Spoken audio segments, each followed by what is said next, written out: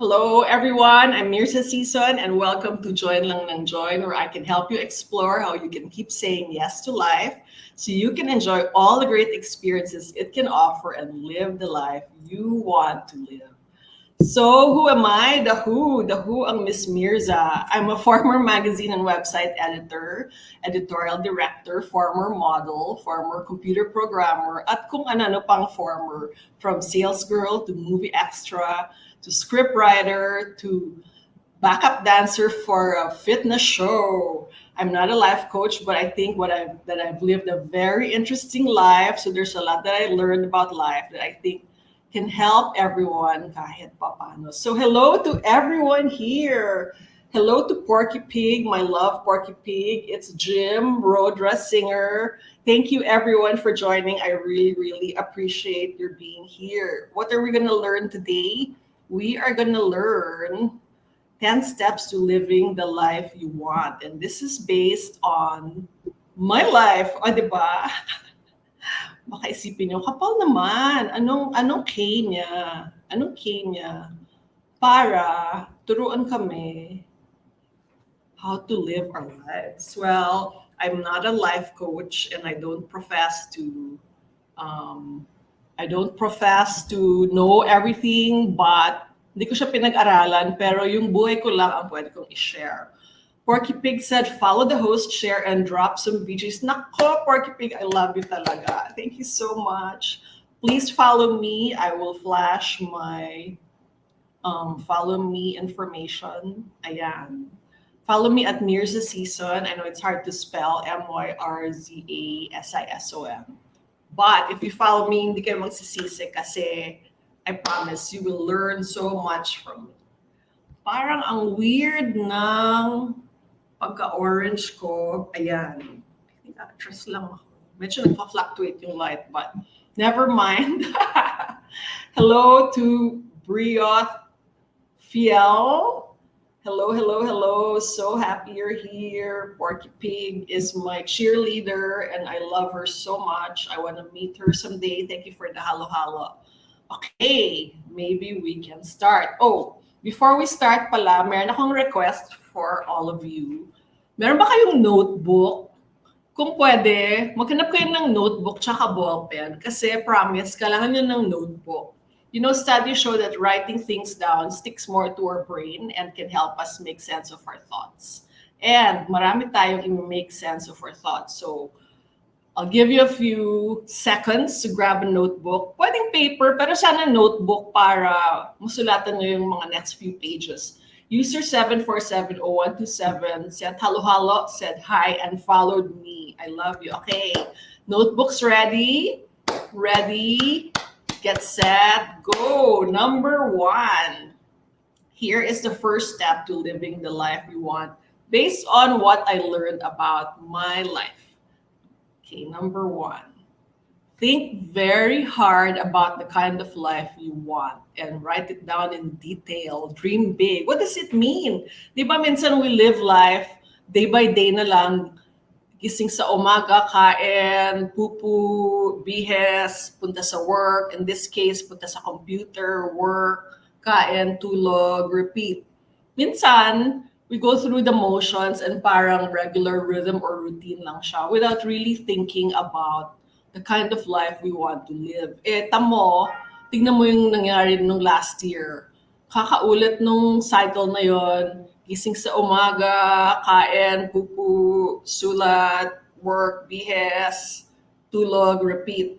Biruin mo yon yung lockdown, naging 9 months. Tapos nag-pass na lang yung 2020 na parang wala lang. So a lot of us really feel na naka-autopilot yung life natin. And parang, anong nangyari sa 2020? Dumaan na lang na parang hindi ko na malayan. And all the things na sana nagawa nyo. I mean, granted na we were all having a very depressed time. We were unprepared mentally and emotionally.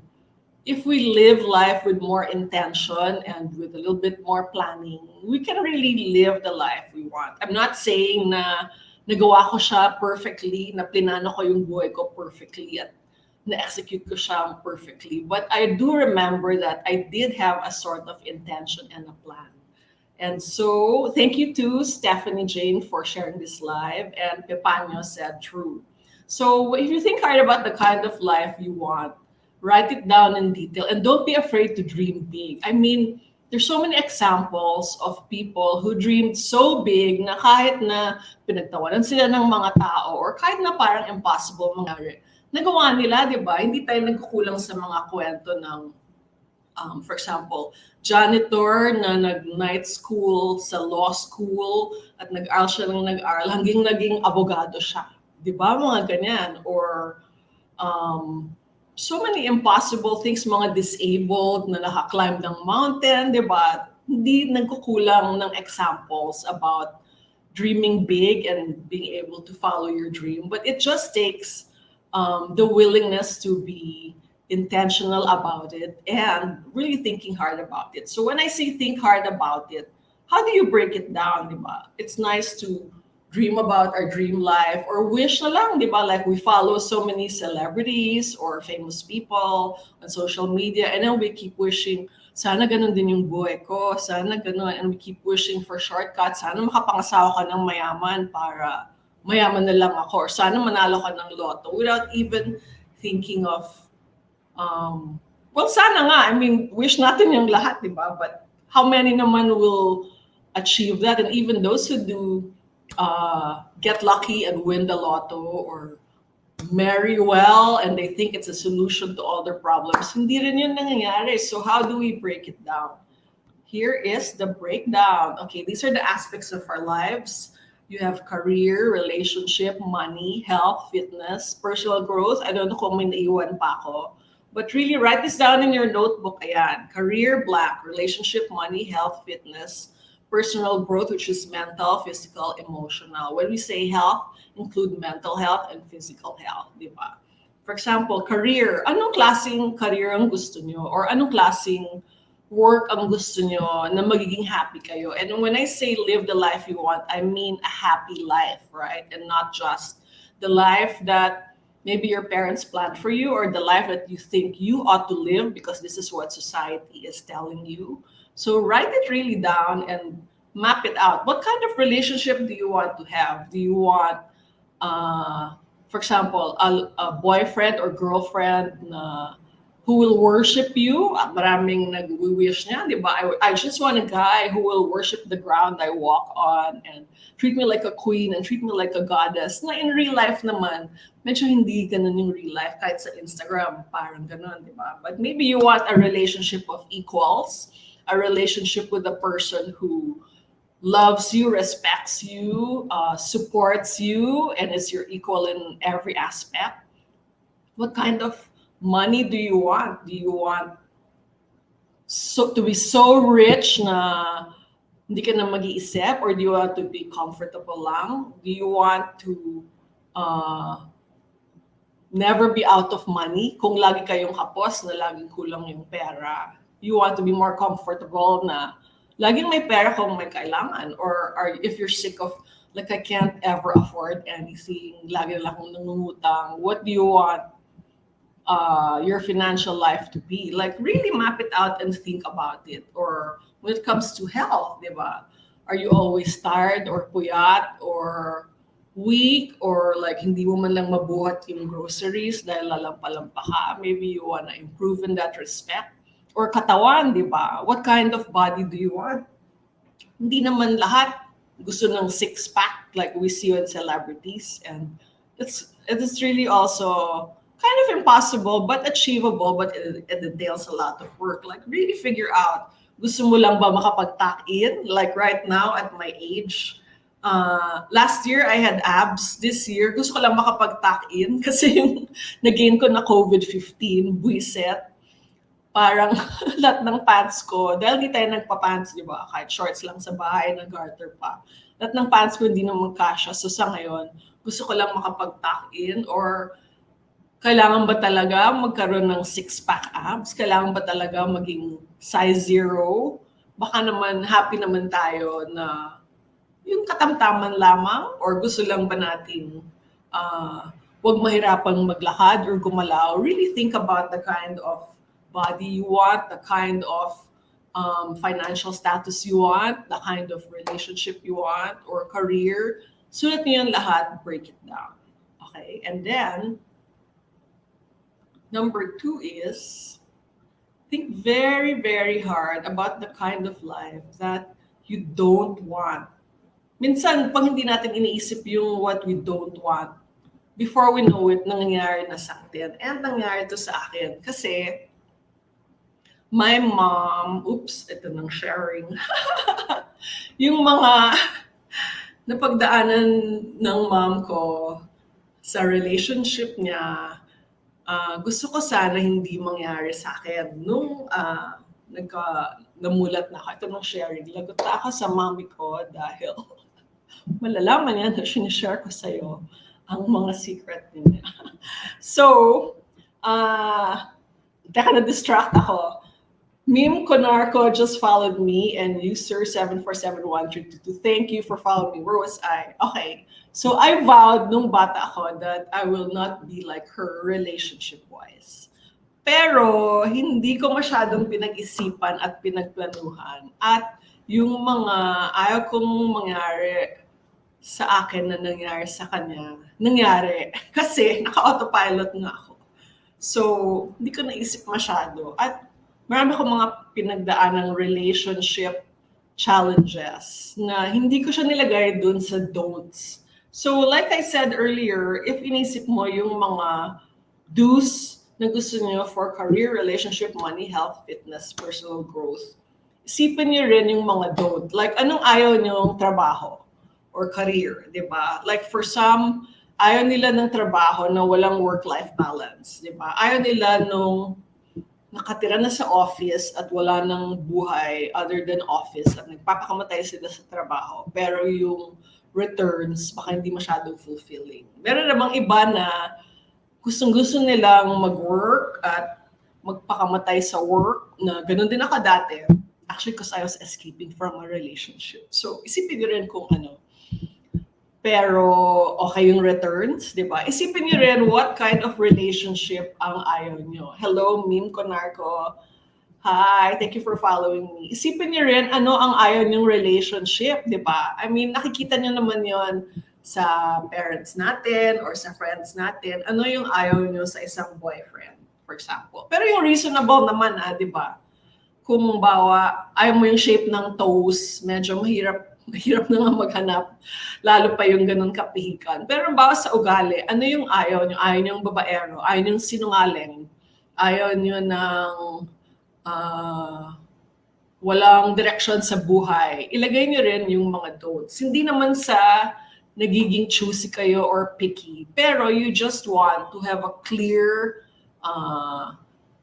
direction in the kind of partner, career, health, body, etc. that you do and do not want. So itong mga example ng mga ayaw natin. So lalagay niyo siya sa don'ts. Anong job ang hate ko? Lagay niyo. Kung ayaw niyo ng boyfriend that you keep crying over, lagay niyo rin 'yon. Or ayaw niyo ng always out of money. Ayaw niyo ng takot kayo sa future niyo dahil walang financial security. Sulat niyo rin 'yan. Ayaw nyo ng laging feeling sick and tired, or you hate being unhappy with your body, you write it down. So, number 1, think very hard about the life that you want. Write it down. Here's the breakdown. And number 2, think very hard about the kind of life that you don't want. Ito, copyright SSS. Ayaw niya nang sa atin nakatira. Okay, sulat mo yon. Ayoko nang tumira sa ate ko. Sulat mo yon dahil gagamitin natin yan later. Thank you, Porky Pig, for being my welcoming committee. So, copyright SSS, sulat mo yan na ayaw kong sa ate ko nakatira para gawaan natin ng paraan later. Ito, number 3. Ito na. Think of the obstacles in your path. Ano ang humaharang sa'yo from achieving the life that you do want? And ano yung, itong mga example. Ano ang obstacles natin? Minsan sasabihin natin, parents ko kasi, or gusto ko sana ma-achieve ito, pero yung parents ko kasi ayaw nila eh. Okay, tabi natin yan. Ate ko kasi, siblings ko kasi, yung kuya ko kasi, or ate ko kasi, sa kanya ako nakatira. So, siyang nasusunod. Sino ba naman ako para tutulan siya? Di ba? Tatabi natin yan. Boyfriend. Boyfriend ko kasi, ayaw niya yung job ko na ganito kasi malayo sa kanya. Or, boyfriend ko kasi, ayaw niyang masyadong sexy ako. Gusto niya mataba ako para walang titingin sa akin. Natatawa na lang ako kasi it seems so silly na ngayong 2021. Or money. Hindi ko ma-achieve yung goal na yun kasi wala akong pera. Ayan, toxic relationship. Diba? Yan ang nasa don'ts natin. Ayaw natin girls ng toxic and boys ng toxic relationships. Yun yan sa don't. So anong obstacles? Kung may toxic relationship ka, let's say, toxic romantic relationship, anong obstacle doon? Yung ka-relationship niyo ba? O kayo? Be honest, baka naman ang obstacle ay yourself. And that's why, ate ng babae. Ano yun? Ano yung sabihin nun? Ate ng babae. Ano kaya yung sabihin? So, when you say, yung mga tinabi natin, okay, na obstacles, kaya may quotation mark kasi, sorry copyright essay, wala lang. Hindi ko maintindihan, ate mo, or, hindi, please copyright SSS. Tuloy mo, hindi ko lang maintindihan. Ang obstacle ba ay yung ate ng girlfriend mo or ate mo? Yun, paki-clear para matalakay natin. So that's why may quotation mark yung obstacles. Kasi minsan, we think, nakakahiya na po eh. Sige, PM mo na lang ako para mamaya pag-usapan natin. Hindi naman kita kilala. Gora lang, tayo lang dito. Tama, Porky Pig. So syempre yung train of thought ko, paputo-puto. When I say obstacles, minsan kasi in our mind, obstacles sila. Now, I don't know if you know my sister. Her name is Sison. She is a lesbian advocate and she's a writer for Rappler, and she also has a Twitter, which is at Sison. And she has a very big following, and she has parang advice, not column, but advice Twitter handle. And may nagtanong sa kanya, napaka-strict po ng parents ko. Ayaw nila ako laging payagan. And then she said, nakakatawa, there is no such thing as ayaw payagan if you are an adult. Ano bang definition ng adult? Over 18, over 21? I think everyone here is an adult dahil baka bawal naman yung minor. So she said, there's no such thing as ayaw payagan kung adult ka. Ang ayaw payagan ay ayaw mong payagan ang sarili mo na maging adult. Dahil pag adult ka na, nasa sa'yo na ang choice, di ba? Pag adult ka na, you make your own decisions about your own life. And whatever you say about ayaw payagan or they won't let me, I mean, to be honest, we are enabling them not to let us. When in truth, if we are adults, we have the ability and the capacity to say no, to do what it takes to get what we want. And we are actually letting them take control of our lives. I mean, it seems so harsh in our culture because sometimes we're so obedient to our parents. I'm not saying that what they're saying is wrong, but sometimes if there is a wish or a situation or an action that you want to do or a goal you want to achieve, and then you blame it on other people, external factors, sometimes we are just not taking responsibility because we actually have the power to do what we want. We are just, kumbaga, putting the responsibility on them. For example, when I was editor of Cosmo and other magazines and publications for women, I always urged all my readers to really try and move out and be independent. Ngayong pandemic, it's a special case, di ba? Maybe it's not so easily done right now, but in the old world, and hopefully we'll think of ways to do it in the new world, I always encouraged women to move out and be independent. It didn't mean like you have to live in a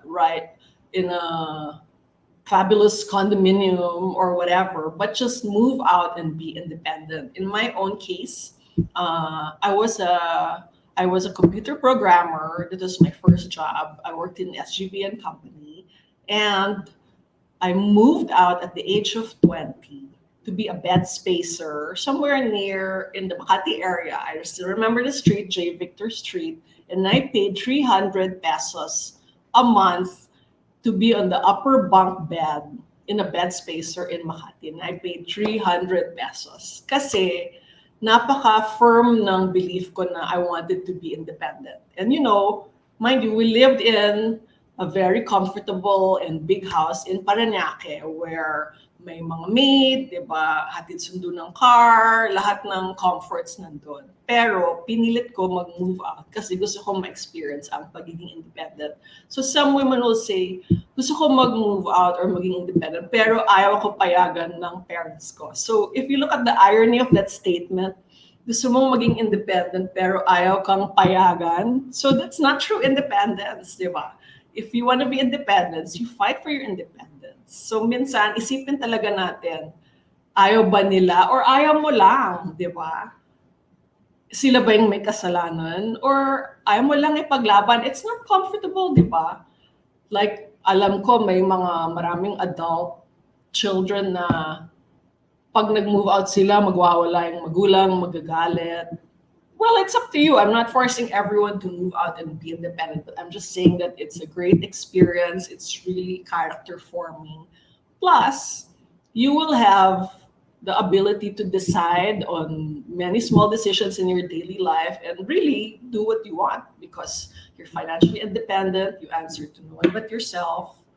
And yun. So that's why I'm saying obstacles. So that's why the next step is discern true from false obstacles and decide what you will do about them.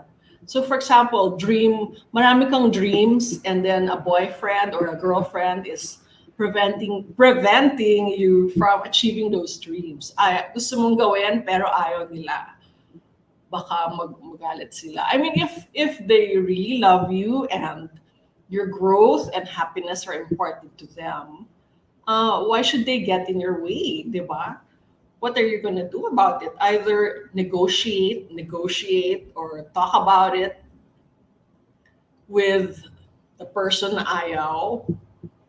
But then, it's compromise, give and take. In the end, ikaw dapat yung masunod, di ba? Kung anong gusto mong mangyari. Or with parents, you have to set boundaries also. I mean, we love our parents, we want to support them. It's their best interest that we have our heart, but sometimes we need to have boundaries. A very common topic that we tackled in Cosmo also is a lot of us are breadwinners and a lot of families depend on us. And when I counsel psychiatrists and psychologists, they always say that sometimes we really also need to take a look at this breadwinner. I'm not like patronizing the word breadwinner because a lot of us do want to help our families, but decide rin for yourself. I mean, if you're an adult with earning capacity, must everything come from you? Like, you're an adult now, they're all adults. Maybe if your family is able-bodied and can work naman, they can earn a living, maybe they can pull their own weight too. Maybe other siblings can pitch in, right? Like, my sister has this policy with her helpers kasi napansin niya na yung mga kasambahay nila, pag kumuha ng sweldo, yung buong sweldo, iniintrega na sa buong pamilya at walang natitira sa kanila. So, and then, meanwhile, yung buong pamilya, pwede namang mag-work, pero tumigil na lang mag-work. Hindi naman ganun katanda. And then, kawawa naman yung mga kasambahay niya dahil walang natitira sa kanila. And so, ang nangyayari, they don't even leave anything for themselves. So, tinuruan niya sila na mag-save ka muna for yourself and then decide mo how much of a fraction of your salary do you actually want to give to them. Diba? I mean, you really also have to look out for yourself and prioritize yourself. Hindi masamang tumulong, pero minsan, Pag sobra na, walang matitira sa sarili mo at hindi ka rin magiging masaya. So yun, discern kung ano yung true obstacles and decide what you want to do about them. So some examples. Should you set boundaries? Yes, for sure. Fight for your rights. Negotiate with a boyfriend or ditch him. I'm not saying iwan nyo lahat ng boyfriend nyo or girlfriend nyo. But kung di na kayo happy, tas ang daming kailangan baguhin, baka kailangan i-rethink yung relationship. Earn your own money. Let's say, ayaw mong, pag nakatira ka sa bahay ng iba, ayaw mo yung patakaran nila. Make your own money para magkaroon ka ng sariling tirahan. Fix your own internal obstacles also. Kung if you are the problem, do a self-assessment. Ano yung internal obstacles mo towards achieving your dreams? Diba? Minsan, nainggit tayo dun sa mga nakikita natin sa social media. Galing naman! Laki naman ng kotse, ganda naman ng bahay. Pero isipin mo, pinagtrabahuan ba naman niya? Baka naman naghirap din siya. Ano yung ginagawa niya na hindi mo ginagawa? Minsan ayaw natin aminin na tamad pala tayo. Diba? Kakatamad, diba? Parang, or ayaw natin isipin na siguro magaling siyang magbenta kasi magaling siyang mag-sales talk or marami siyang contacts. Bakit siya maraming contacts? Kasi marami siyang friends. Bakit siya maraming friends? Kasi friendly siya. Hindi siya mahiyain. Tapos ikaw, mahiyain ka pala. So sometimes, you are the obstacle to your own goals. So how do you fix that? Number 4 is take a self-inventory. Ano yung strengths and weaknesses mo? Ano yung assets mo and liabilities mo? What can you change and what can you not change? Are you still writing this down in your notebooks? Be honest. Ano yung assets mo? Let's say, ang asset ko ay, let's say, magaling ako, gusto mo maging, sabihin ko na lang, editor. Asset mo, magaling ako mag-English, magaling ako magsulat. Ano yung liabilities mo? Siguro weakness ko, sobra akong mahiyain. Ayoko ng introvert ako. Ayokong makipaghalubilo sa tao or nahiya ako mag-network. What can you change and what can you not change? Pwede bang palitan yung pagiging mahiyain? Pwede. I-google mo lang. May solution dyan. May mga scientific studies about how you can overcome shyness. Actually, there's no problem, I think, na wala ng solution pag ginugol mo. Ang dami-daming solution around. So, yon, ano yung pwede mong i-change at pwede mong hindi change? Minsan, di ba, sasabihin ng tao, ganito na talaga ako, hindi na ako magbabago. Actually, pwedeng magbago hanggang mamatay. Pwedeng magbago, di ba? Nakikita niyo yung mga video ng mga lolo't lola na nag-weightlifting into their 80s, tas may abs sila. Kung kaya nila yon, kaya din natin, di ba? Or, for example, there was a friend of mine, she's very unhappy with her body. She felt super overweight. And then, lagi niyang binabash yung mga payat.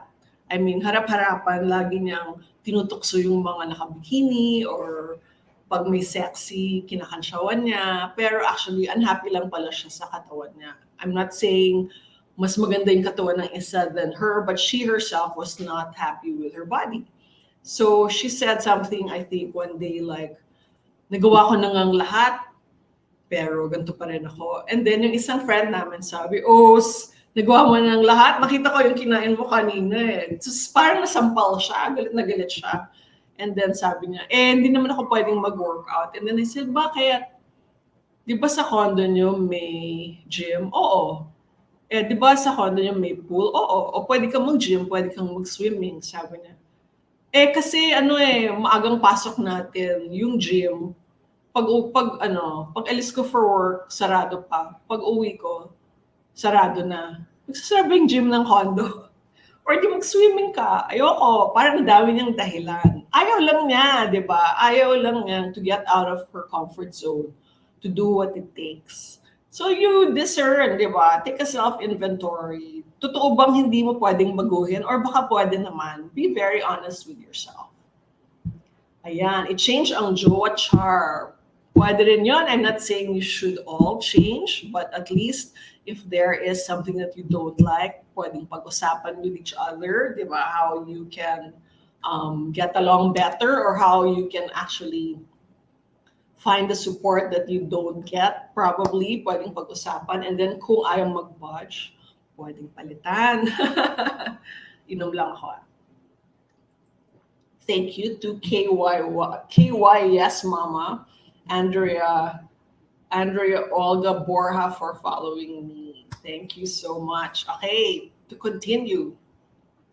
So, once you take a self-inventory of your strengths and weaknesses at naisip nyo na what can you change and not change, and by being very honest, malalaman nyo kung paano nyo na gagawin yung pag-reach ng goals nyo. Which brings us to number 5, which is map out your goals based on your desired life. Diba, breakdown nyo na kanina into career, relationship, money, fitness, health, breakdown nyo na. So ano yung goal nyo for each? Mag-set kayo ng goal for each. For example, for fitness, okay, 2021, kung napakain tayo, and most of us napakain tayo ng todo-todo nung 2020. For 2021, let's say, ang goal mo is to at least walk for 30 minutes, diba? Or at least get 5,000 steps in your phone. Alam nyo, last year, hindi ako gumalaw ng sobra. Parang 0 yung steps ko. So parang kaya ako nag-gain ng weight kasi hindi na ako gumalaw. So let's say your goal is to walk for 30 minutes and at least get 5,000 steps a day outside so that you get sunshine, diba? So you map out the action steps towards your goals. If your goal is to be fit, what is the breakdown of the action steps? Actual steps, 5,000 steps a day. And then map out the deadlines. Dapat may deadline lahat ng goal. Kasi like they say, a goal without a deadline is just a dream. Kung hindi mo ilalagay ng deadline ng every goal, it's just in your mind. Parang wish lang siya lagi. 'Di ba? Parang wish ko lang maging payat. Pero wala ka namang ginawa. Or alam mo nang gagawin mo, hindi mo naman ginawa kasi walang deadline. So deadlines are very important for all your goals. Attainable goal, yes, break it down into attainable goal. Kung hindi attainable, for example, I want to lose 50 pounds by next week. Unattainable goal, you have to break it down. And as I said, hindi nagkulang ng instructions sa YouTube, pag kinugol mo, lahat ng paraan nandiyan na, pwede mong gawin.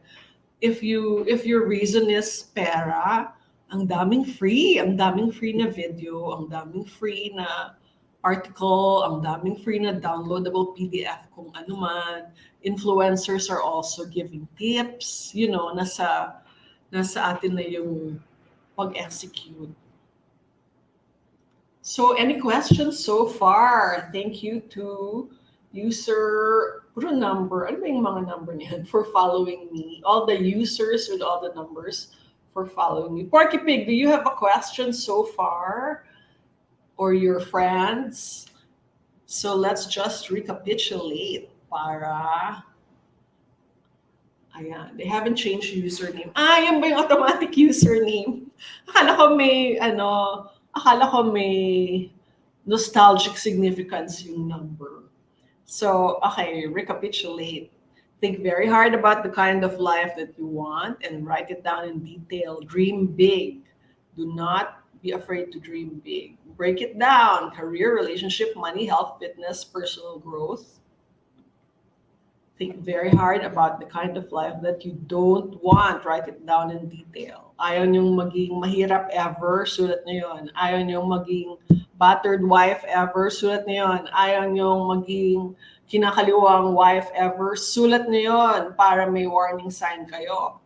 Ayaw niyong maging ayaw niyong maging weak and spineless or doormat na tinatapak-tapakan, sulat niyo yun. Ito yung mga example. Hating your job, crying over a boyfriend, always out of money, insecure about your future, always feeling sick and tired, being unhappy without my body. Ayan. Okay, Porky Pig, I will address your question in a bit. Next, think of the obstacles in your path And hindi pwedeng maging obstacle ang ibang tao except yourself. Minsan may obstacle talaga, like, pero minsan may proof lagi. For example, you want to be a triathlete, pero isa lang ang paa nyo. May nakaka-prove na pwede, so hindi na rin yun obstacle. Kung ibang tao ang obstacle nyo, hindi yun obstacle. Kayo ang obstacle dahil you enable them to enforce their will on your will. When in truth, we all have agency, we all have the ability to do what we want. We are just throwing the responsibility to others. So that's why I said, discern the true from false obstacles and decide what you will do about them. This means setting boundaries, fighting for your rights, negotiating with people that are in your path, earning your own money, and fixing your own internal obstacles and being honest enough to admit that ang ugali mo yung problema, hindi ibang tao. Or may kailangang baguhin ugali para magawa yung gusto mo. Yun. Nadine GE, how to join? How to join what? How to join? How to join. Next, take a self-inventory and be honest. Ano yung strength and weakness mo? Assets, liabilities, what can you change? What can you not change? Or what are you not willing to change? For example, ayaw mo talagang magising ng maaga kahit na anong mangyari. Hindi mo i-give up ang pagising ng late. Decision mo yon, although studies show na waking up early does wonders for our health and lives. But let's say that is your non-negotiable. Then you work around it. Or, for example, night out ka talaga. Gusto mo talagang nagpupuyat at you work best at night. Well, studies also show na if we are asleep between 10 p.m. and 3 a.m., then we will be healthier. But if that is your will and that is your non-negotiable, then work around it. Pwede naman kung yun ang gusto nyo. So next is map out your goals based on your desired life. Map out the steps towards your goals and map out the deadlines, because a goal without a deadline is just a dream. So Porky Pig is asking, how do you adjust if ever it's unattainable? So what do you mean by unattainable? What is an example of a goal that you think is unattainable? Maybe we can break it down. You want to type in what goal do you think is unattainable? For example, I never dreamed I could ever be a model. I was a computer programmer and I was told all my life that I'm not pretty. Okay. That I'm not pretty, and it was my sister who's pretty, so her childhood conditioning was ganda mo, ganda mo, ganda mo. Ako naman, talino mo, talino mo, talino mo. Pero in the back of my mind, ang dream ko ay maging model. Pero nangyari rin, di ba? In the other episodes, you're gonna see how I did it. Nangyari din siya kasi inaral ko lang kung paano, kung ano yung steps, anong kailangan gawin, anong ini-entail, paano ko mape-penetrate yung market, sino kailangan kong puntahan, sino kailangan makakita sa akin, anong gagawin ko pag nandun na ako, paano ko magiging, ano yung skills na kailangan ko. Inaral ko yan lahat at natutunan ko lahat, tapos nagawa ko rin. So yon, if I plan to work in the US, it seems unattainable. Yes, right now it seems unattainable, but things are opening up. Right now, Biden won, so medyo that paints a very positive and hopeful picture for immigrants and other people to come in. Nung Trump era, parang delikado, di ba? Or do what you can. It really seems like a very big and impossible goal. But alamin mo. So, which brings us to number 6. Knowledge is power, but action empowers. So, knowledge is power. Learn and research everything you can about your goal. If your goal is to plan to work in the US, ano yung work? Anong klaseng work? Ano yung job scenario sa US? Ano yung first step? May kilala ka bang nag-work ng gano'n? For example, for Porky Pig, ano yung occupation na gusto mong gawin sa US? Pwede nating alamin yan. Google is your friend, di ba? Are there people who are doing what you plan to do in the US? Kailangan bang US? May ibang country din. If it's English that you're worried about, there is Australia, New Zealand, the UK, South Africa, there are other countries also. Or ano yung field na gusto mong pasukin? Is it, let's say, IT, computer programmer ka ba? Pwede mong alamin ano yung job scenario doon. Ano yung mga opening, di ba? Google mo, saan mag-a-apply ng work? Anong kailangan gawin? Or, I don't know, marami sigurong job website para malaman mo kung anong step. Sinong nag-hire? Di ba? Saan nag-hire? Anong pwedeng gawin? Yon, if you tell me your occupation, maybe I can do the research for you and help you also. So, knowledge is power, but action empowers. You have to take action. Pag nalaman mo na yung kailangan mong gawin, lahat-lahat, pati yung pag-work doon, ano yung probability na i-hire ka over other people na citizen doon, di ba? May ganon. But then there are other countries, oh, you're a nurse. Okay. There are Filipino nurses all over the world, di ba? Kung mahirap man sa US dahil punong-puno na may ibang countries pa, di ba? Pwede naman. Or there are still nurses who are still being recruited and still moving to the US. I don't think nag-stop ang pag-hire ng nurse. May kilala ka bang mga nurse na nag-work sa US ngayon? May friends ka ba na nandun na? Pwede ba nating alamin? Paano mo nakuha yung position na yan? Anong una mong ginawa? Anong una mong ginawa para mag-apply? Kung meron mang,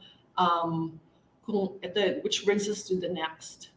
Knowledge is not enough. You also need people who can help make your dreams come true. Never underestimate the power of friends. Diba? I'm not saying gamitin ng mga tao para matapakan sila at makamit mo ang iyong ninanais. Pero usually, kaibigan ng tutulong. Nung gusto ko maging international model, hindi ko alam gagawin ko. Pero may mga Pinay na nauna sa akin at nakapag-model sila sa Singapore. So, yamang naging friend ko na sila, tinanong ko, anong ginawa mo? Paano ka natanggap? Saan ka naganap ng agency? Tapos sabi nila, itong ginawa ko. Nagpadala ko ng picture, ganyan. Nag-ipon ako ng pera para magkaroon ng pamasahe. Pagdating mo doon, tutulungan ka ng yun. Minsan, may magkukwento rin at may tutulong para makatulong sa'yo. And then if a door closes, there are others that will open. Let's say nga, if you say that yes, there's still a lot of nurses being recruited, that's a very good signal for you, meaning it's still possible. But let's say the country that you're targeting said, no more nurses, we are not hiring any more nurses. Baka may loophole, di ba? Baka may ibang country. Always, if a door is closed in your face, look for other doors, di ba? Look for other ways. There are always other ways. Google lang ng Google, tanong lang ng tanong. Keep increasing your network. Ito, equally important as much as knowledge is people skills.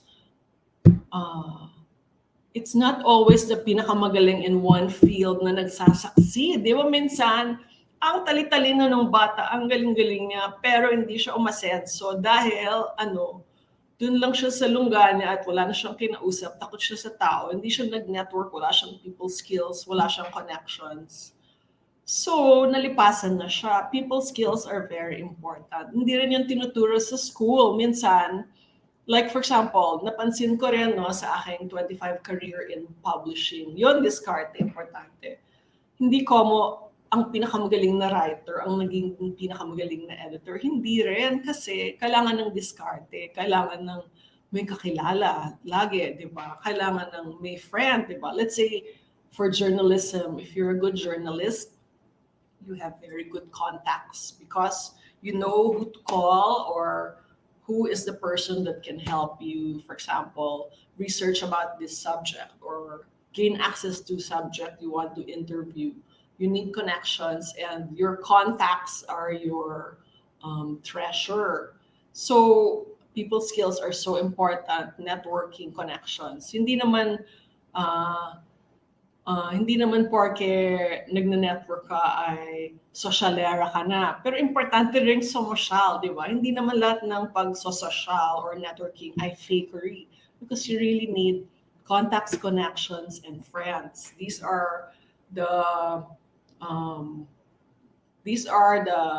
elements that will help you achieve your goals. I'm not saying again na gamitin ng mga tao at tapakan sila upang makamit ang iyong nananais. Pero it's the people and your connections and your network that will help move you towards your goal. Kumbaga, isipin mong may dagat, tapos eto ka, mag-isa ka sa dagat. Minsan, kailangan mong sumunod sa agos or minsan may mga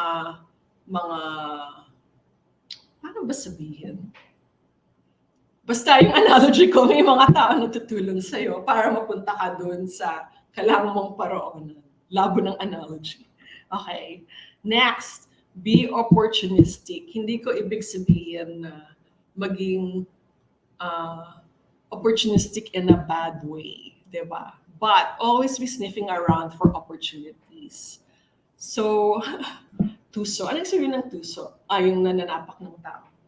But, always sniff around kung anong makakatulong sa'yo for your goal, di ba? Like, isipin mo, uy, may nakilala kong ganito.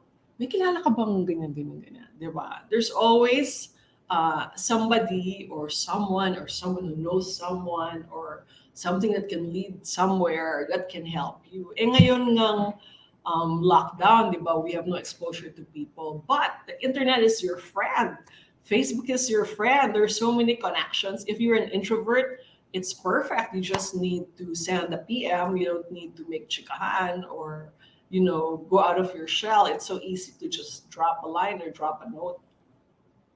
So, yon, I mean opportunistic in the good sense of the word. And don't be shy to ask around and ask for help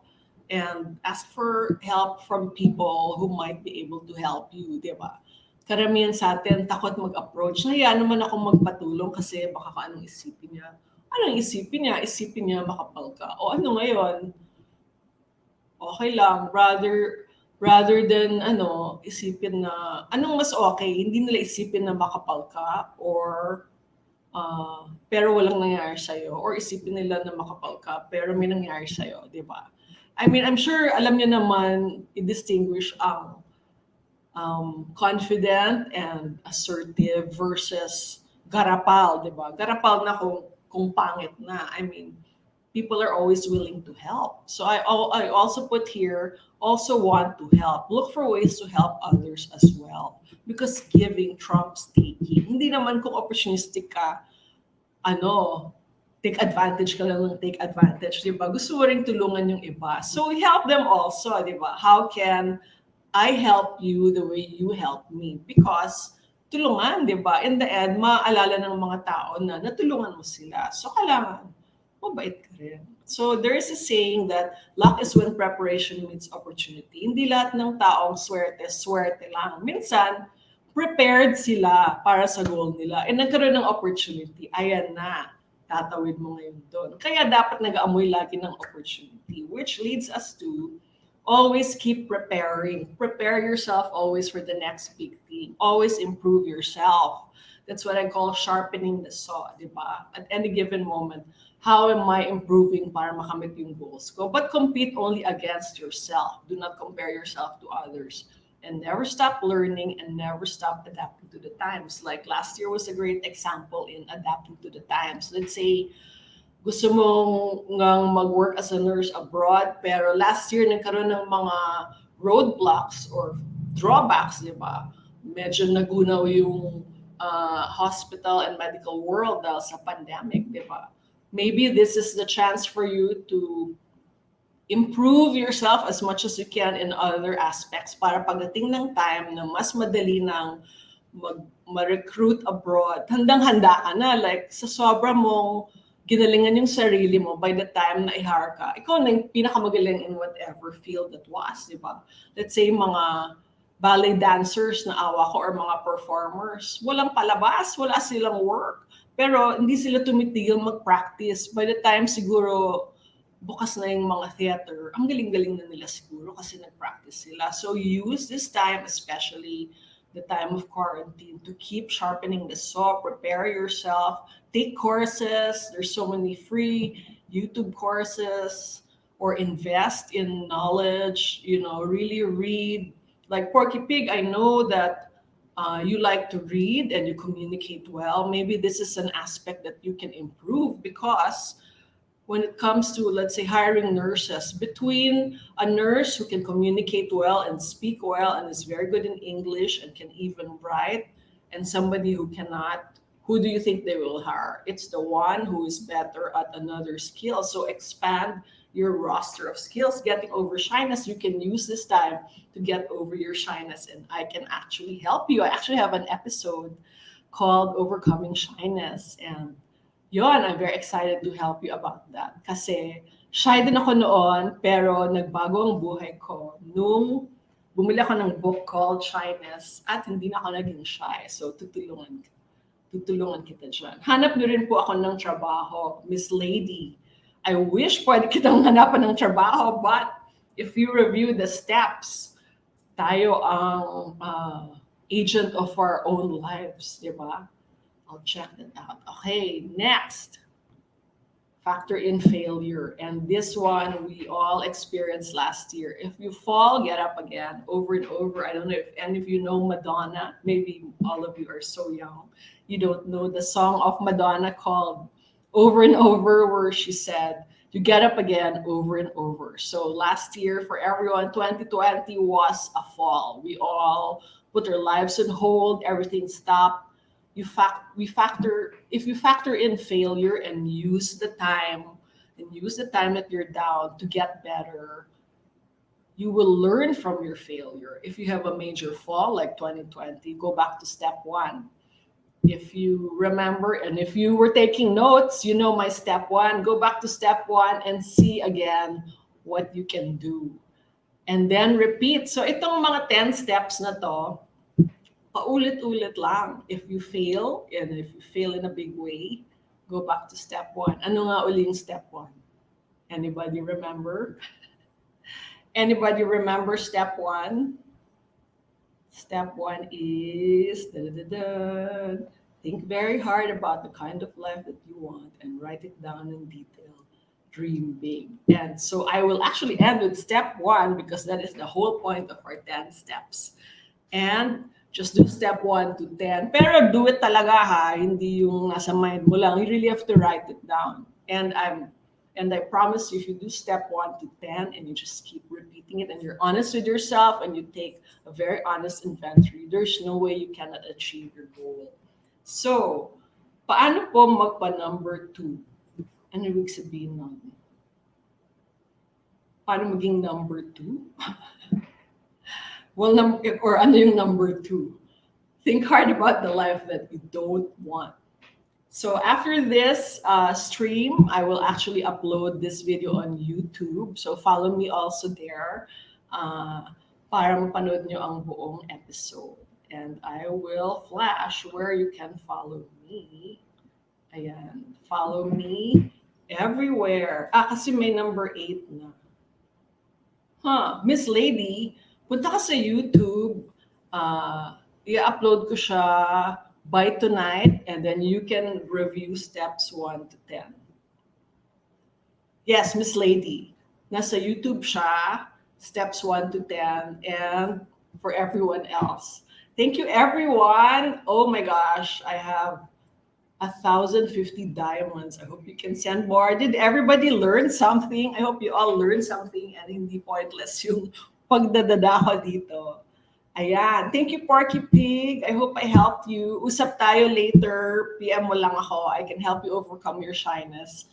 And hopefully, I can help you achieve your dreams also. So, okay ba ang mga 10 steps ko? I hope natuto kayo. Okay ba, Porky Pig? Natuto ka ba?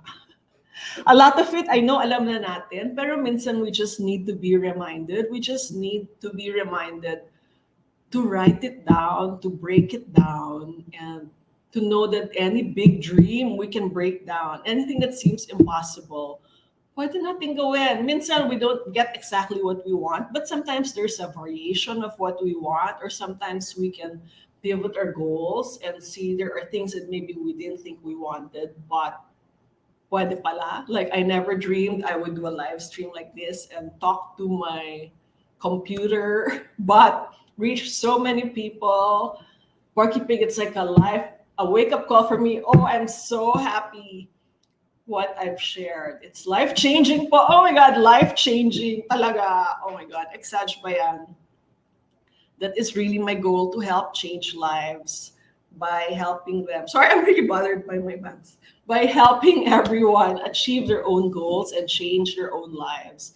I want to share the secrets. Hindi naman siya secrets dahil dadaanan mo to ng lahat ng tao. But sometimes we just need somebody to remind us, or somebody to articulate it in digestible steps and instructions para magawa natin. So, like I said, yung notebook, importante yung notebook, kahit naman anong klaseng notebook dyan, isulat nyo lang. And the very act of writing it down, I promise you, will not just register in your brain, but spell it out, make sense of your thoughts, so you will know what to do.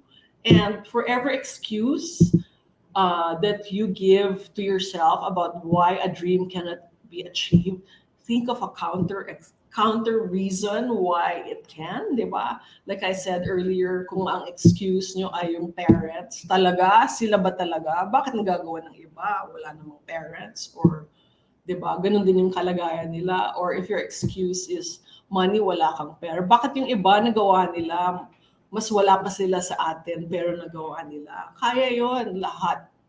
Kaya ang lahat, I think, kung i-breakdown lang natin. So, yan. Thank you, Porky Pig. I'll get back to this on your YouTube. Thank you. Thank you, everyone, for joining. Thank you, everyone. And I hope I can see you again next Saturday. Okay, we have 4 minutes. Ilang months na po ba kayo sa Kumu, said Miss Lady. Siguro mga 4 or 5 months na. You can follow me on at Myrza Sison, Myrzasison. I learned a lot. Oh my God, Porky Pig, I'm so happy that you learned a lot. You are the hardest one to please of all, because I know that you are smart and very articulate and you speak well and you're very friendly. I really appreciate your helping me and supporting me, and I hope to give you back the support that you need. And also help everyone who tuned in.